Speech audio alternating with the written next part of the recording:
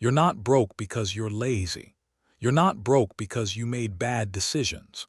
You're broke because before you could even speak, someone installed a poverty program directly into your subconscious mind. And every single day, without your permission, that program runs in the background, sabotaging every attempt you make to build wealth. Your financial struggle is not a character flaw, it is a mental program. The terrifying part, you don't even know it's there. You think your beliefs about money are your beliefs. They are not. They are inherited code passed down through generations of people who never understood how money actually works. Programmed for poverty. Today, I'm going to expose the exact programming that's keeping you broke. You'll see it operating in your own mind. And once you see it, you can never unsee it. But here's the warning. Some of what I'm about to reveal will make you uncomfortable. Because you'll realize that everything you believed about money, about wealth, about your own potential was a lie. Let's begin the deprogramming. The invisible code. Before you were 7 years old, your brain was essentially a recording device. Neuroscientists call this the theta brainwave state. It's the same state hypnotists use to implant suggestions directly into the subconscious. During those first 7 years, you absorbed everything. Every conversation about money your parents had, every stressed argument about bills, every casual comment like, money doesn't grow on trees, or rich people are greedy. These weren't just words. They were commands being written directly into your operating system. Dr. Bruce Lipton's research at Stanford proved that 95% of our daily decisions come from the subconscious mind. Not the conscious mind where you think you make choices. The subconscious, which means 95% of your financial behavior is running on autopilot, based on programming you received before you could even question it. Autopilot poverty code. Think about that. You're not choosing to stay broke. Your programming is choosing for you. Every time you get close to a breakthrough, that invisible code kicks in and pulls you back to your financial baseline. And here's the darkest part. You think it's normal. You think everyone struggles like this. But that leads us to something even more disturbing. Poverty thermostat. Your mind has a financial thermostat. Just like the thermostat in your home that keeps the temperature stable, your subconscious has a set point for how much money you're allowed to have. When your income rises above that set point, something strange happens. You suddenly find ways to lose money. Unexpected expenses appear. You make impulsive purchases. You sabotage opportunities. Your subconscious literally cannot tolerate wealth beyond its programmed limit. The system rejects anything outside its programming. This explains why lottery winners go broke within 5 years at a rate of nearly 70%. Their conscious mind received millions, but their subconscious thermostat was still set to poverty. So the money had to go. Psychologist Daniel Kahneman won a Nobel Prize for proving that humans make irrational financial decisions consistently. But what he discovered was actually evidence of conflicting programming. Your conscious mind wants wealth. Your subconscious is programmed for struggle. You will always return to your programmed financial set point. If this is making you see your finances differently, hit like and subscribe, because we are just scratching the surface. The next belief might be the exact one holding you hostage.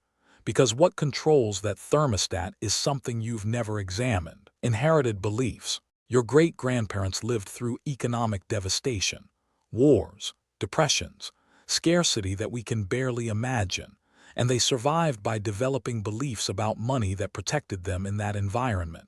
Hoard everything. Trust no one with your money. Wealth is dangerous.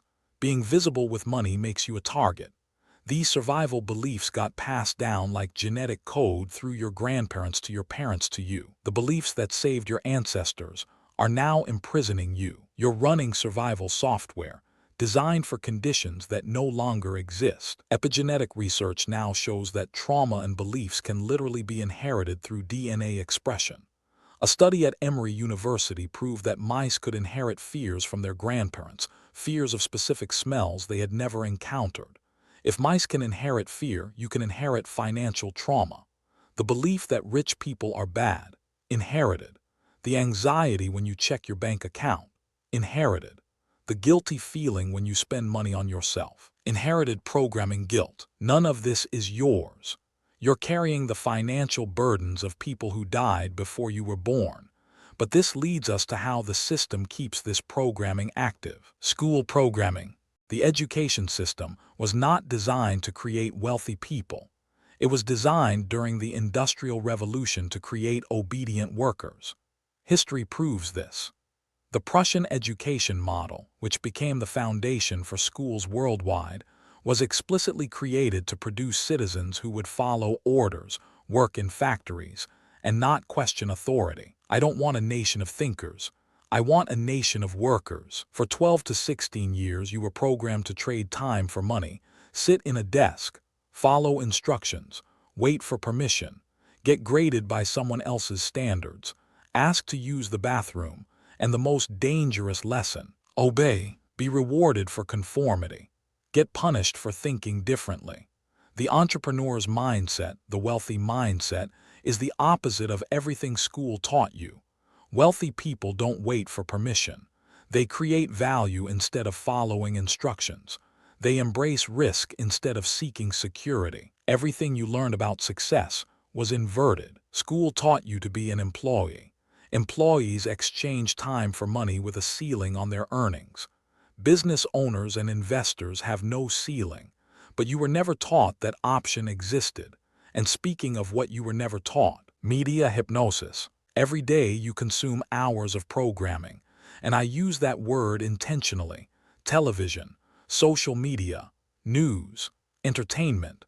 All of it programs your subconscious with specific beliefs about money. The media does not inform you, it programs you. Notice how wealthy people are portrayed in movies and shows. They're usually villains, corrupt, cold, unhappy despite their money, divorced, morally bankrupt. Meanwhile, the heroes are struggling, poor but noble, rich in love if not in money. This isn't accidental. Villain equals wealthy. When you associate wealth with negative traits, your subconscious protects you from becoming wealthy. Because who wants to be the villain? Advertising does something even more sinister. It keeps you in a constant state of lack. You don't have enough. You need more. Your life won't be complete until you buy this product. Advertising is the art of convincing people to spend money they don't have for things they don't need. This creates a psychology of scarcity that wealthy people simply don't have. The rich don't consume media the way you do. They produce it. They understand that screens are programming devices, and they control the programming. But this brings us to the deepest form of programming, language virus. The words you use about money are destroying your wealth before you can build it. Every time you say something, your subconscious accepts it as a command. I can't afford that. Money is tight, I'm broke. These aren't observations. They are incantations, spells you cast on yourself daily. Neurolinguistic research proves that the brain cannot distinguish between a statement and a command. When you say you're broke, your brain receives the command to maintain that state. Dr. Masaru Emoto's water crystal experiments showed that words physically change molecular structure. Positive words created beautiful crystals. Negative words created chaos and disorder. Your body is 70% water. Your words are literally reshaping you at a molecular level. Listen to how wealthy people speak about money. They never say they can't afford something. They ask how they can afford it. They speak in possibilities, not limitations. The wealthy speak wealth into existence, while you speak poverty. Words become reality. Every financial phrase you casually use is either programming wealth or programming poverty. There's no neutral language, and this connects to something even deeper inside you. Identity prison. The most powerful prison isn't made of bars. It's made of identity. You've said things like, "I'm just not good with money," or "I've never been wealthy, it's just not who I am." These identity statements are the strongest form of programming because they don't describe what you do. They describe who you are. And your brain is wired to maintain consistency with your identity at all costs. This is why behavior change rarely works. You can learn all the money strategies in the world, but if your identity is that of a broke person, you'll find ways to stay broke. Identity. Wealthy people don't just have money. They have a wealthy identity first. The money follows the identity, never the other way around. Research by Dr. Benjamin Hardy shows that identity precedes behavior change. People who say they're trying to quit smoking fail at much higher rates than people who say they're non-smokers. The same applies to wealth. Identity first, money follows. You're not someone trying to get rich. You need to become someone who is already wealthy in their mind. The money is just the physical manifestation of an internal reality. But wait, because what comes next reveals how this prison was built. Comfort addiction. Your nervous system is addicted to your current financial situation, not because it's good, but because it's familiar. The brain craves predictability above all else.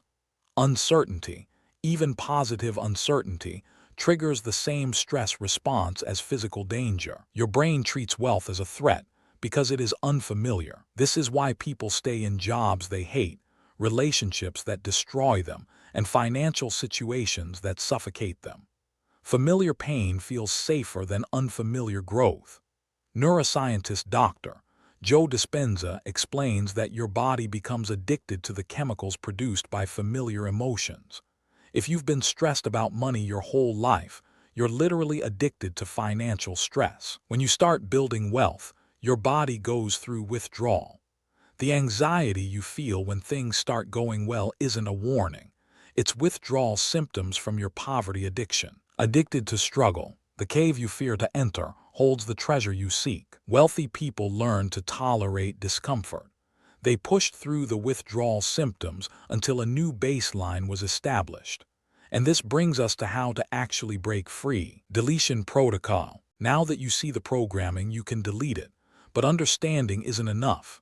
You need a systematic approach to override decades of conditioning.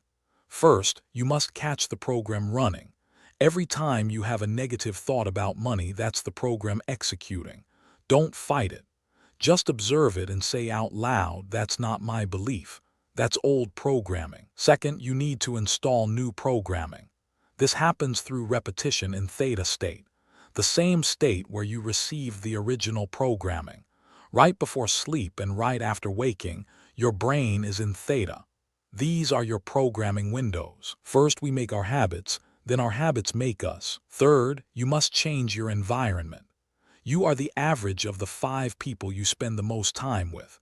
If they are all broke, their poverty programming reinforces yours constantly. Delete, install, upgrade. Start consuming content from wealthy people, not their strategies, their mindset, their language patterns, their way of seeing the world. Your mirror neurons will begin copying their programming automatically. But there's one final piece that most people miss: the new identity. The ultimate reprogramming is becoming a new person entirely. Not a broke person trying to be rich, but a wealthy person in a temporary financial situation. You must become wealthy in your mind before money arrives. This isn't positive thinking. This is identity architecture. Start making decisions as your wealthy self would make them. Not impulsive luxury purchases, but investments. Not complaints about prices, but questions about value. Not envy of others' success, but curiosity about their strategies. Act as if and you shall become. Write out a detailed description of your wealthy self. How does this person think? What beliefs does this person hold?